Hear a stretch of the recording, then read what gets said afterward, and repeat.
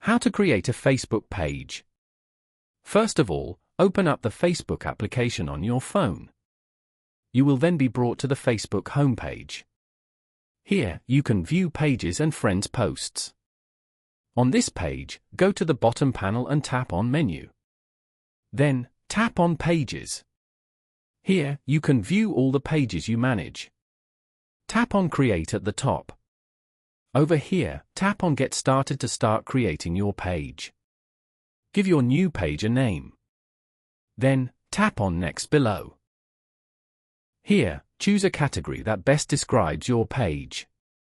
For example, Vehicle. And then, tap on Create at the bottom. You have now successfully created a page on Facebook. You can repeat the same steps to create more pages on Facebook. Following these steps, you can easily create a Facebook page.